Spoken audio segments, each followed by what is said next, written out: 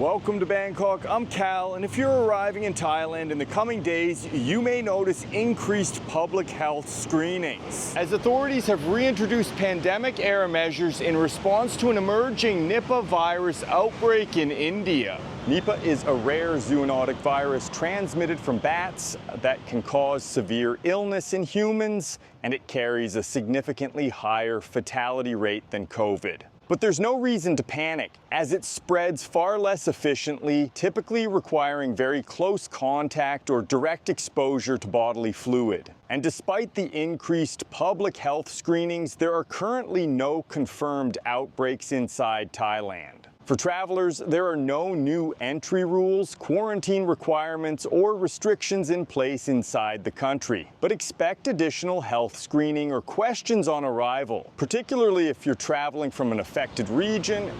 And once you arrive, you may notice more people on the streets wearing masks. This isn't a sign of renewed pandemic-era fears, but instead a response to elevated levels of pollution.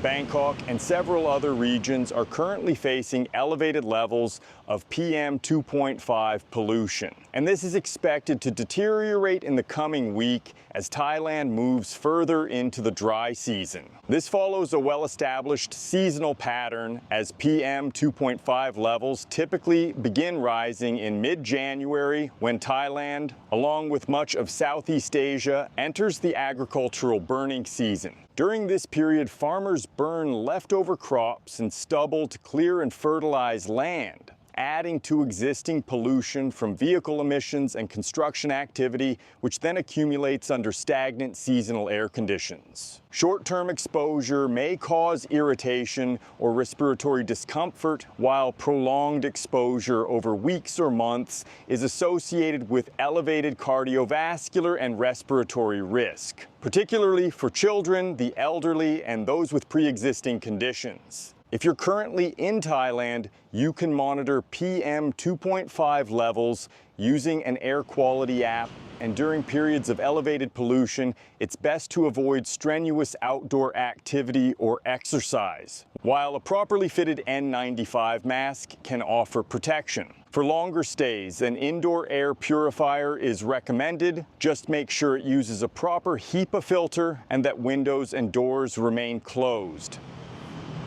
This week, a video from Phuket went viral showing foreign tourists performing dangerous motorcycle stunts on public roads. The riders were weaving through traffic at speed in areas shared with other vehicles and pedestrians. While no injuries were reported, the footage spread quickly and drew widespread criticism. Incidents like this aren't new, but social media now amplifies every case of poor tourist behavior, often turning isolated events into national or even international headlines. And accidents are very common. Thailand may feel relaxed, but it has one of the highest road fatality rates in the world, with more than 14,000 annual motorcycle-related deaths. And inexperienced or reckless riding remains a major factor in serious accidents involving visitors. If you're planning to visit, it's important to understand both the risks and the legal requirements. To rent and ride a motorbike, you must have a valid motorcycle license along with an international driving permit that includes a motorcycle endorsement, and helmets are required at all times. And if you do choose to ride, follow local laws and make sure you have proper health insurance in case of an accident.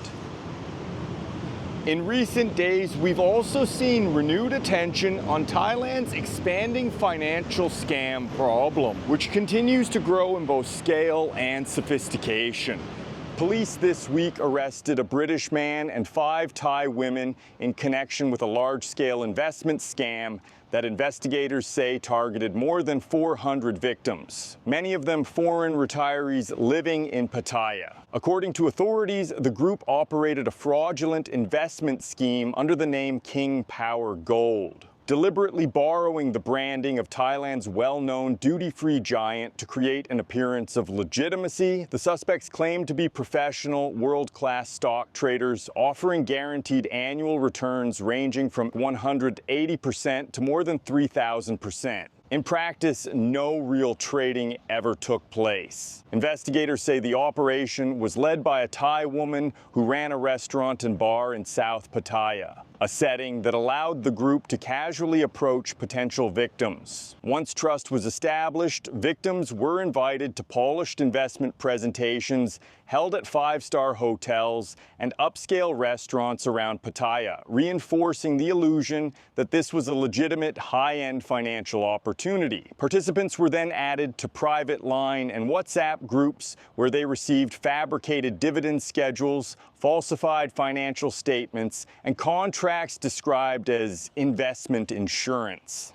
When victims attempted to withdraw funds or collect promised returns, the group allegedly stalled by blaming banking delays, tax issues, or regulatory paperwork. While this case centered on in-person recruitment in Pattaya, police stressed that many similar scams now operate entirely online, often using dating applications such as Tinder, Bumble, or Thai Friendly as the initial point of contact. In these cases, personal relationships are used to build trust before conversations shift toward trading, investments, or exclusive opportunities. As a general rule, it's important to understand that in Thailand, it is not normal for a new acquaintance or a romantic interest to quickly introduce business deals, investment schemes, or guaranteed returns. Promises of unusually high profits, pressure to move conversations into private messaging apps, and requests to transfer funds are all major red flags.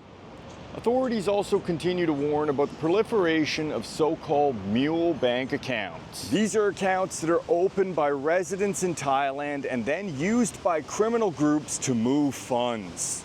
A crackdown on Mule accounts last year led to widespread bank freezes, in many cases without prior warning. And the continued growth of accounts means that another cleanup effort is possible. If you hold a bank account in Thailand, make sure your bank has your correct contact information on file, as customers are typically contacted if additional verification is required. There are no clear indicators that another crackdown is imminent, but it's best to remain prepared.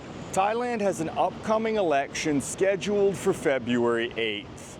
Alcohol bans will be in effect nationwide on election days. This includes the advance voting period from 6 p.m. on Saturday, January 31st through Sunday, February 1st, and again from Saturday, February 7th through Sunday, February 8th. The ban applies nationwide and covers shops, bars, restaurants, and all forms of alcohol distribution, with violations punishable by up to 6 months imprisonment, a fine of up to 10,000 baht, or both. That's it for our update. As always, let us know your thoughts in the comment section and have a great day.